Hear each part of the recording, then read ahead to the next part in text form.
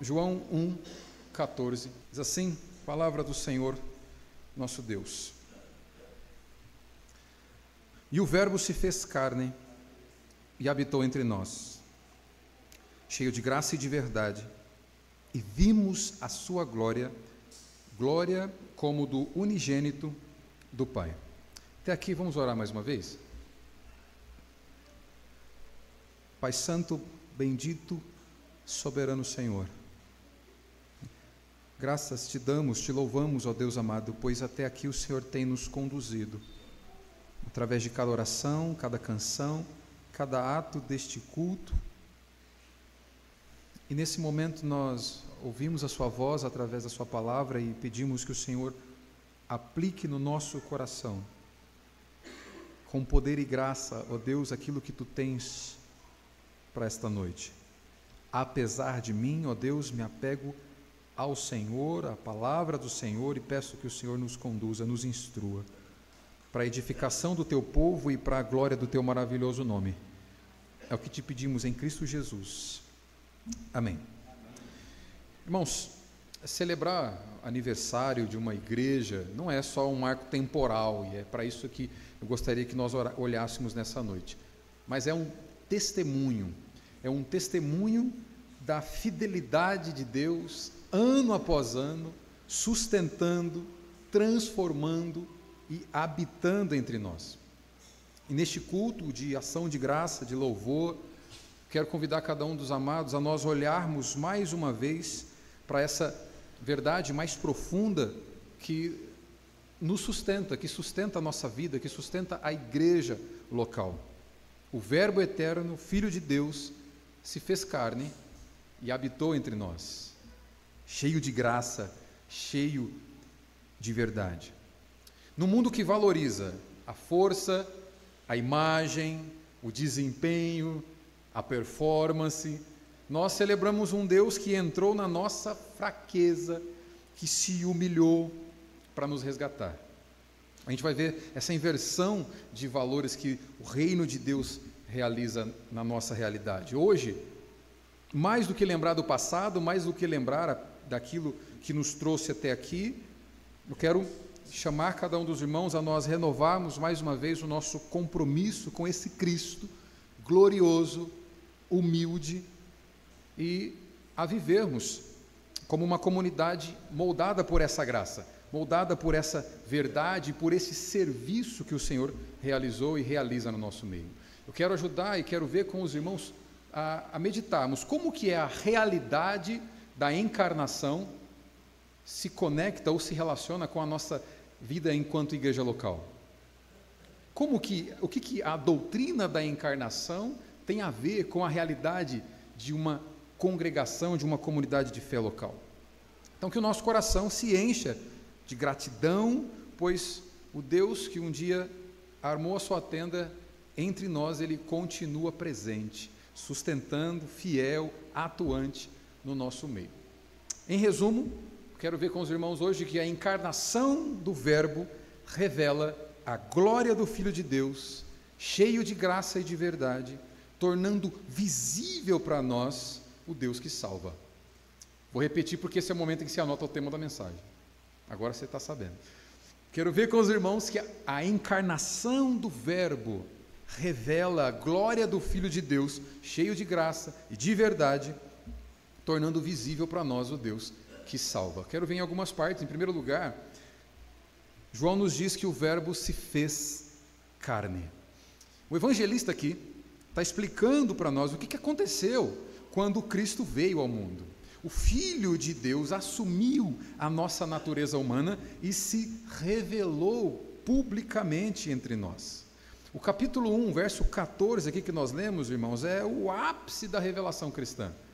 É aquele Monte Everest do Evangelho, cheio de glória, e que a gente tem o privilégio de meditar mais uma vez essa noite aqui. O ápice, a gente vê com clareza esse centro da fé cristã aqui, o eterno Filho de Deus assumindo a natureza humana, se tornando verdadeiramente homem, sem deixar de ser verdadeiramente Deus. É para isso que essa doutrina nos aponta aqui. Por que que João diz que o Verbo se fez carne, em vez de simplesmente dizer que o Verbo se fez homem?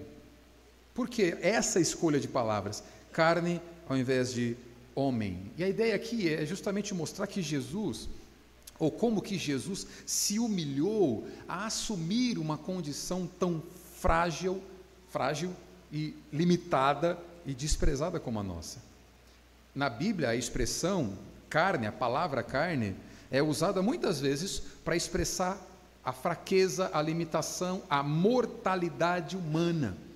Isaías 40, verso 6, por exemplo, a Bíblia diz assim: toda carne é como a erva, apontando para a ideia de vulnerabilidade, restrições, fraqueza.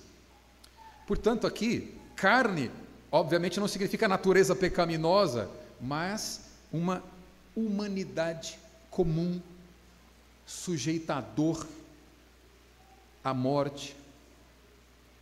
Isso mostra que a encarnação foi real, foi completa e foi histórica. Por isso, ela tem poder e íntima relação com a nossa realidade aqui, que a gente está meditando nesses dias.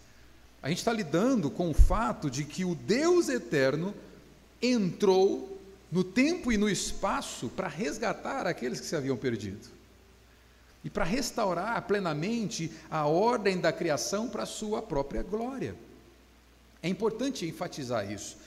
A encarnação, ela não é uma mudança do verbo em carne, mas uma assimilação da carne pelo verbo. Isso significa que ele se torna perfeitamente humano, sem deixar de ser perfeitamente Deus. E é importante a gente afirmar isso, a gente pensar sobre isso, porque isso nos leva a combater qualquer ideia, qualquer heresia que faça de Cristo algo como menos que Deus. E não poucos tentaram fazer isso ao longo da história. Considerar Cristo como qualquer coisa, como menos que Deus, há uma implicação direta na verdadeira fé cristã, há uma implicação direta quanto à redenção. Não há redenção em se considerarmos, ou quando alguém considera Cristo como menos que Deus. Se ele não for Deus, ele não pode salvar. Carne aqui, então, é um sinal da humilhação de Cristo, dessa experiência de autorrenúncia ou diminuição que a gente vai ver mais aqui.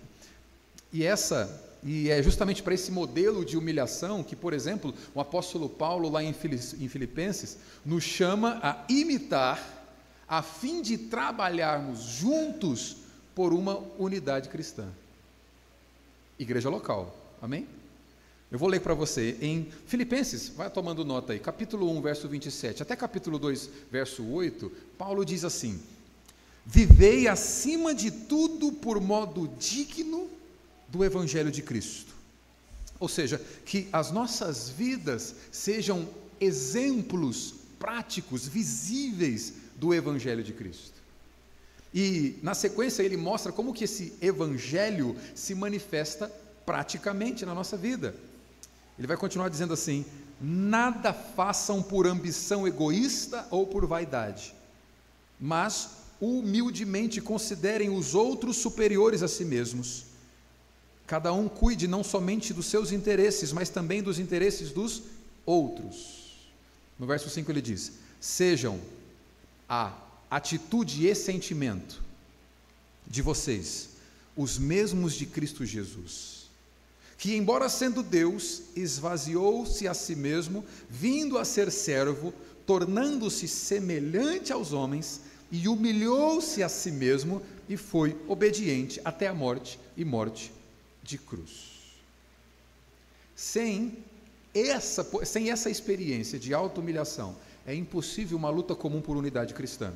Experiência essa que nós temos e somos chamados pelo apóstolo Paulo aqui a enxergar no nosso Senhor, no nosso Redentor.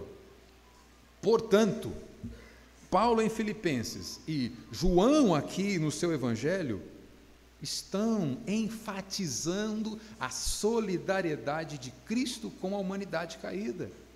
Ele se humilhou para nos resgatar da nossa condição de perdidos e separados de Deus. J.I. Packer, no seu livro Conhecimento de Deus, diz assim: nada na história da humanidade é tão grandioso como esta afirmação. O Verbo se fez carne. O mistério da encarnação é insondável, mas é o fundamento de toda a fé cristã. Deus tornou-se homem sem deixar de ser Deus.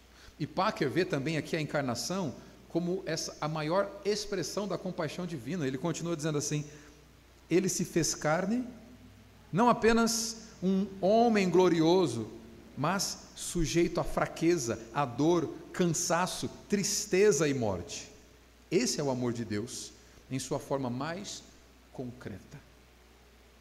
Demonstração de amor de forma mais concreta envolve experiência de fraqueza, dor, cansaço, tristeza, serviço sacrificial.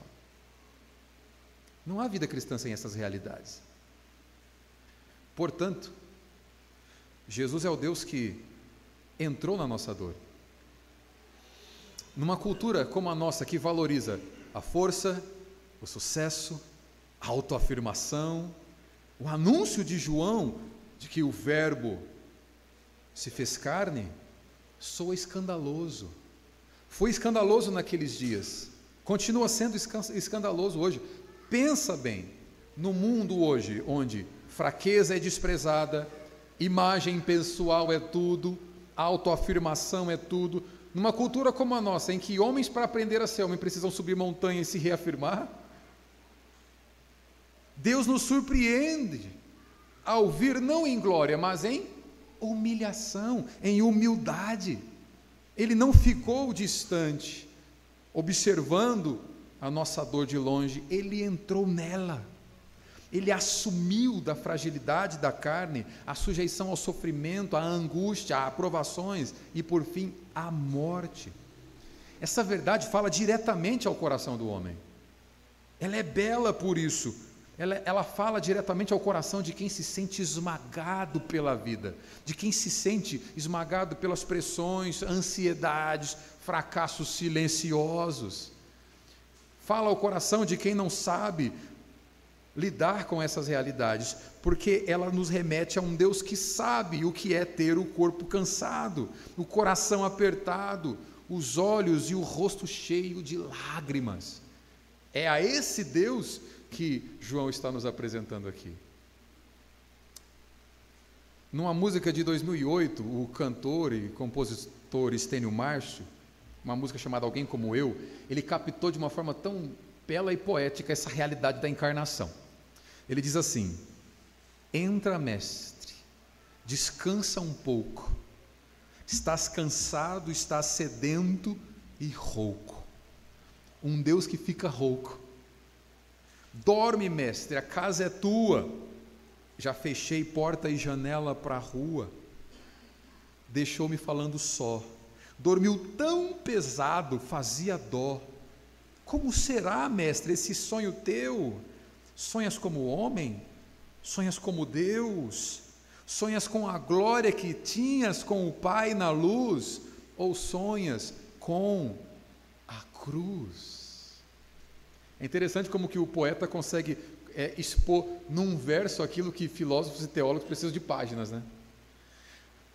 Não basta apenas aceitar intelectualmente essa realidade da encarnação. É preciso que os nossos corações sejam inflamados pela beleza desse amor encarnado, um amor tão grande que se rebaixou voluntariamente até a morte, como demonstração mais prática de amor por nós.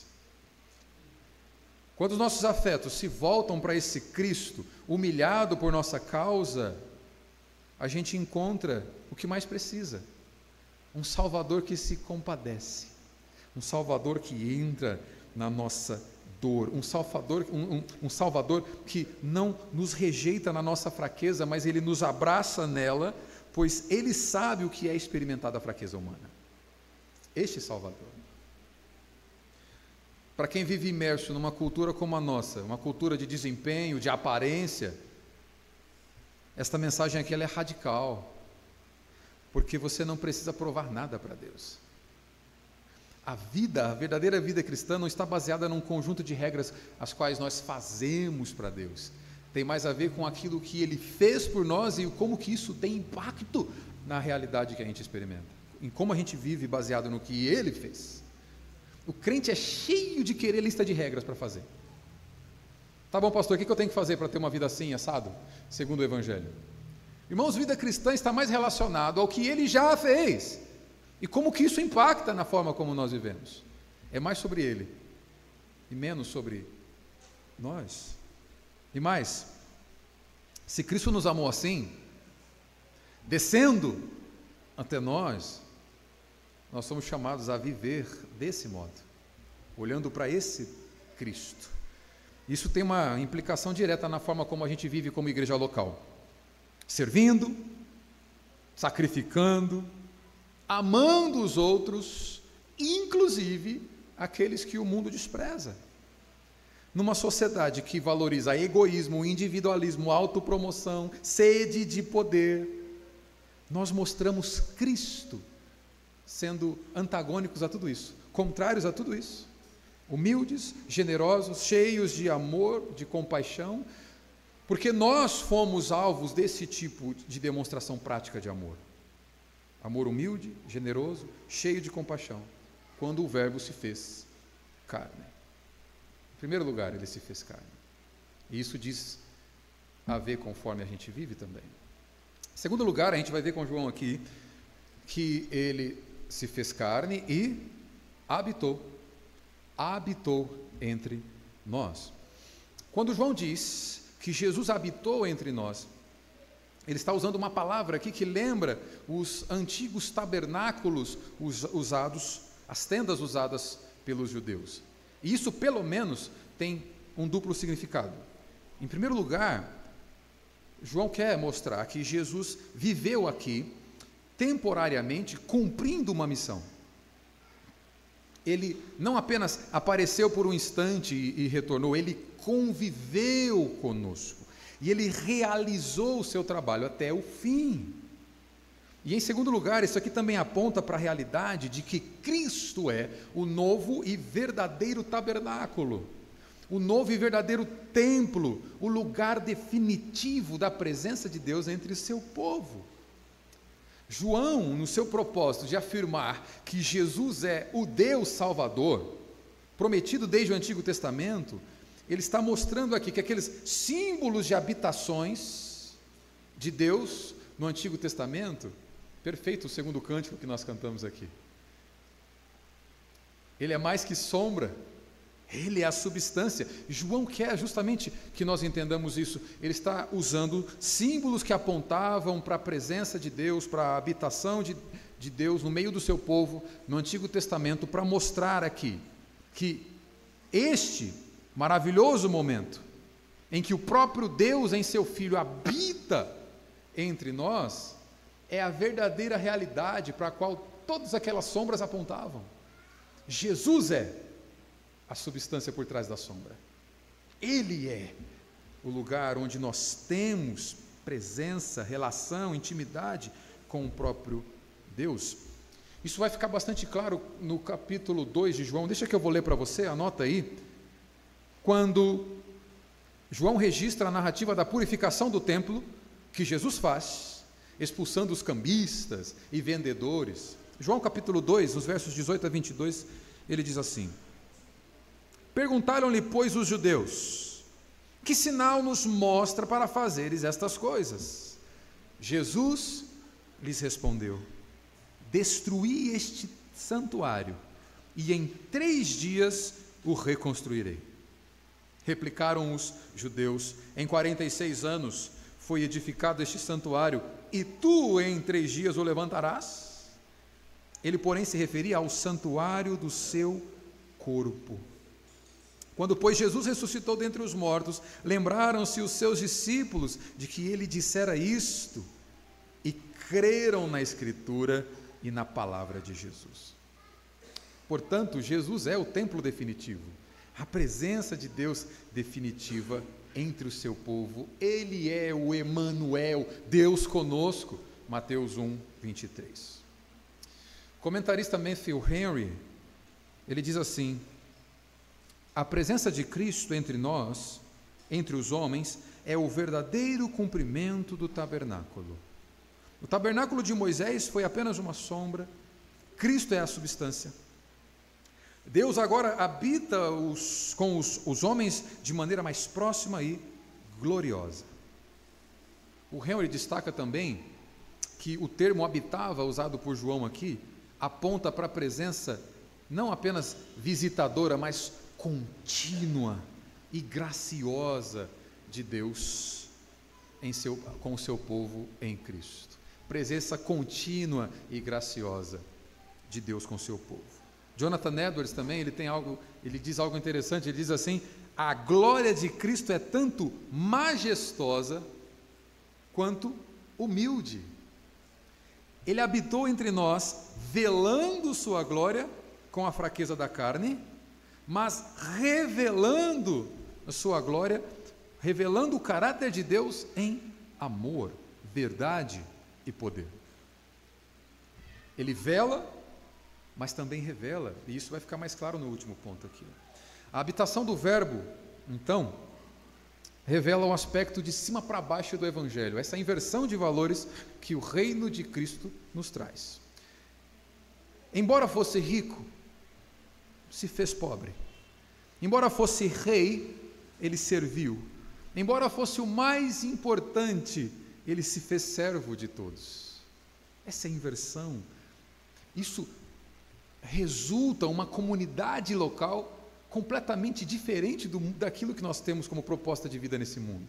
Jesus triunfou sobre o pecado, não pelo poder, mas pelo serviço sacrificial, pela fraqueza. Ele venceu ao perder tudo. Isso é totalmente oposto à maneira de pensar do mundo à nossa volta, que valoriza o poder, o reconhecimento, a riqueza e o status. O Evangelho cria então um novo tipo de comunidade que serve, que ama servir, com pessoas que vivem de um modo completamente incomum como seres humanos. Por isso que a igreja local precisa meditar nas implicações da encarnação. Isso aqui não é apenas algo teológico, mas é absurdamente prático. O rei serviu. Quem a gente pensa que é para não servir? O rei se esvaziou. E ele, sim, cheio de glória. Agora você e eu, vazios de glória. Quem a gente pensa que é para não servir? Por isso que a igreja local precisa meditar nessas implicações aqui. E a segunda parte daquela música do Steno e Marcius, ele também capta isso de uma forma interessante. Ele diz assim: perdoa, mestre, mas já é hora, uma multidão te espera lá fora. Estás decidido, não te detenho. Vais curando até chegar ao lenho. Partiu, fica paz em mim, fica a sala com cheiro de jasmim. Vai verter a vida do corpo seu para levar a culpa de alguém como eu, para lavar o sujo do meu próprio eu, levar-me puro a Deus. Quando a gente enfatiza esse aspecto de cima para baixo do Evangelho, do reino de Deus, a encarnação, viver para servir faz todo sentido. É até incoerente uma comunidade não servir quando ela entende as implicações da encarnação. Se torna um traço da nossa identidade, tanto individual quanto coletiva. Nós nos tornamos indivíduos que servem e que constituem uma igreja servidora. Você ama servir quando entende isso. Você ama se comprometer com uma comunidade como essa quando você entende isso. Nosso rei, o maior de todos, serviu. Logo, não faz o menor sentido viver sem servir pessoas. Isso aqui significa que a doutrina da encarnação precisa resultar em impactos reais e práticos na vida da igreja. Nenhum crente que entendeu a realidade da encarnação tem dificuldade para se comprometer com a comunidade local. O inverso também é uma realidade.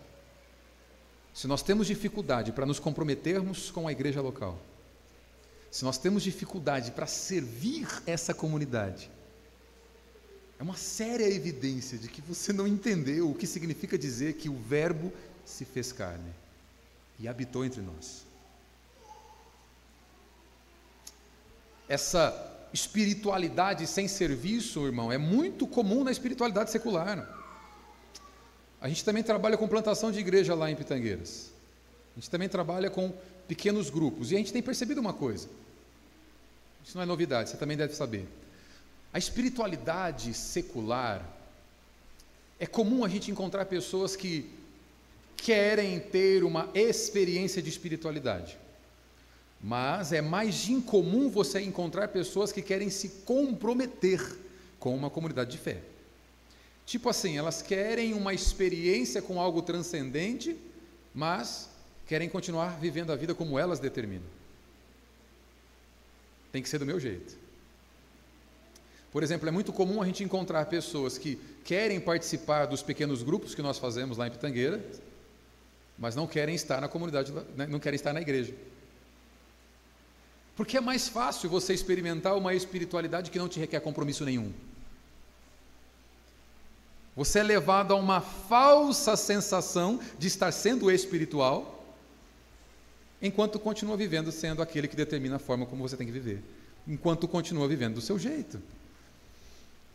A verdadeira espiritualidade cristã, ela reflete no compromisso com a igreja local, no compromisso com o serviço.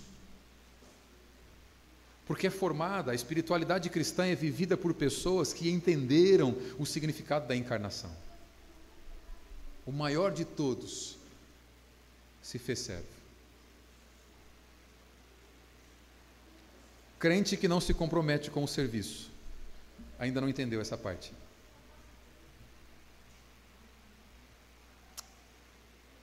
Portanto, Jesus é o Deus que armou sua tenda entre nós.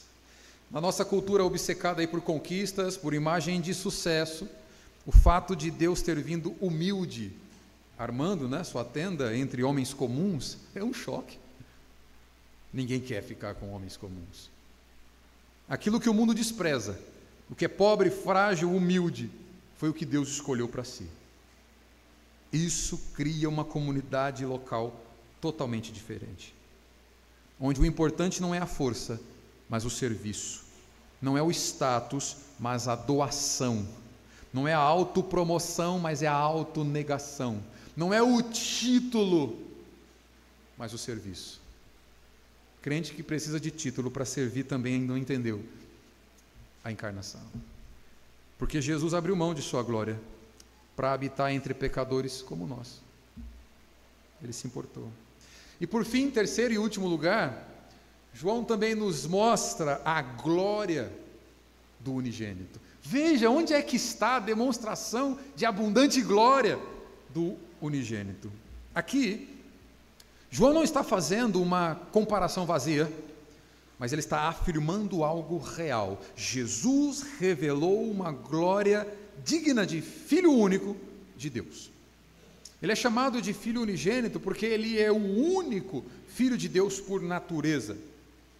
Diferente dos anjos e dos homens, que são filhos de Deus por criação, por adoção. João afirma: e vimos a sua glória, glória como do unigênito do Pai. E essa glória não se manifesta em grandeza exterior. Essa glória ela não é manifesta em esplendor visível. Mas como é que eles viram a glória abundante do Filho de Deus? Ele diz: cheio de graça e verdade. Graça e verdade, atributos que revelam o coração do Pai. A glória de Cristo é ao mesmo tempo escondida e revelada. E é belo isso aqui. A glória de Jesus não foi demonstrada aqui. A abundância da glória de Jesus não foi demonstrada através de coisas visíveis, externas, não foi através de milagres, por exemplo. João vai registrar 7 milagres nesse evangelho, onde cada um desses milagres tem por objetivo apontar para características de Jesus, como sendo divino, é óbvio, mas percebe que quando ele quer dizer que eles viram a abundância da glória do Filho de Deus, ele não nomeia nenhum milagre. Ele não diz: e vimos a sua glória quando ele multiplicou os pães, quando ele curou enfermos, quando ele andou sobre as águas, quando ele ressuscitou Lázaro, capítulo 11, um ponto incrível do evangelho de João. Ele não diz: nós vimos a sua glória através desses maravilhosos feitos. Não, ele diz: nós vimos a sua glória cheia de graça e verdade. A graça de Deus é a forma como ele demonstra a sua abundante glória. Jesus é uma fonte inesgotável de glória. E é isso que fortalece a nossa fé. É isso que nos fortalece enquanto igreja local. E não podia ser diferente, porque o milagre por si só não tem poder para converter pecador. Acredito que a gente pode afirmar que aqui mesmo, que parte daquelas pessoas que se alimentaram dos pães e dos peixes multiplicados, tempos depois estavam gritando: crucifica-o, crucifica-o. No capítulo 8, João vai tratar de judeus que viram os sinais, que viram os milagres, e aí perceberam: tem alguma coisa aí, mas não se renderam ao Cristo. Porque milagre nenhum tem poder de converter pecador, a menos que a graça desse Deus alcance esses corações de pedra. A conversão de um pecador é um grande milagre realizado pela graça de Deus. É por isso que João está enfatizando: vimos a glória do unigênito, cheia de graça e verdade. Algumas verdades aqui sobre a beleza de Cristo que eu quero destacar para os irmãos, para a gente ir caminhando para o final. Número 1, ver como Jesus é maravilhoso. É aquilo que Jonathan Edwards dizia, né? Uma coisa é saber que o mel é doce, outra coisa é experimentar a doçura do mel. E cristianismo é isso. Cristianismo não é apenas informação sobre Cristo, mas é relação íntima com o Cristo. Hoje, muitos estão exaustos, tentando provar o seu valor, ganhar a aprovação, construir uma identidade forte o bastante para não desmoronar, está sempre com aquela aparência de suficiente. Mas o Evangelho revela algo maravilhoso. A nossa esperança não está em nós nos tornarmos dignos ou fortes o suficientes, mas em recebermos, apesar da nossa fraqueza, pela graça, aquilo que jamais poderíamos conquistar com o nosso braço. Cristo é cheio de graça, graça que acolhe, que cura, que restaura pecadores quebrados. Nele nós somos aceitos, não porque fomos fortes o bastante, mas porque na nossa fraqueza Ele é suficiente. Sua graça continua nos bastando. Isso traz implicações também para a forma como a gente evangeliza. Nossa tarefa de evangelização não é apenas apresentar para nosso bairro, apresentar para nosso círculo de convivência informações sobre Cristo, mas é orarmos para que o Senhor interfira e convidarmos a enxergarem a beleza desse Cristo. Evangelização envolve convites para que as pessoas enxerguem a beleza de Cristo. O evangelista funciona também como aquele guia especialista em obras de artes de um museu, que conhece a beleza que ele experimenta e que ele expõe.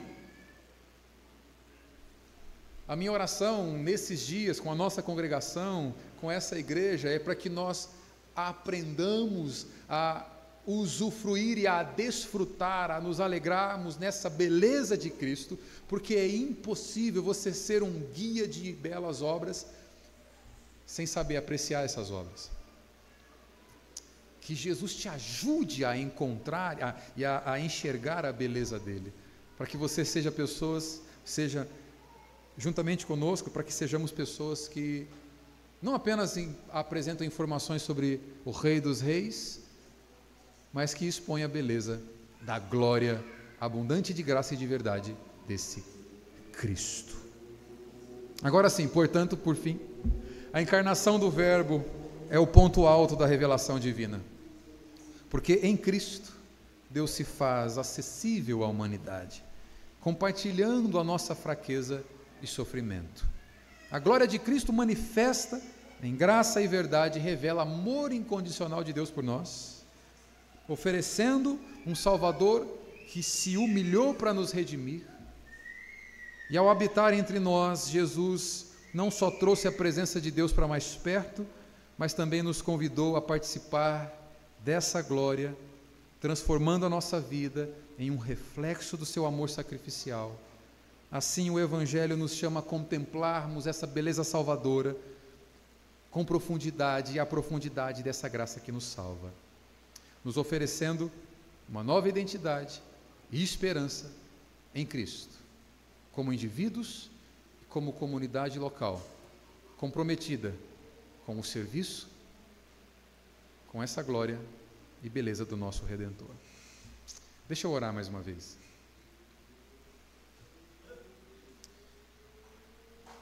Bendito Senhor, eu te louvo, Senhor amado, especialmente pelo privilégio que tenho de estar com meus irmãos, de celebrarmos o Senhor e de podermos mais uma vez meditarmos em verdades tão sublimes, tão maravilhosas, como a realidade da tua encarnação. Obrigado, Senhor, e a minha oração é para que, onde se fez presente a limitação humana, que o teu Espírito, que é incomparável em poder e graça, para nos convencer do pecado, da justiça e do juízo, que o Senhor intervenha, toque nosso coração, aplica-nos a realidade da tua palavra. Em nome de Jesus eu peço. Amém.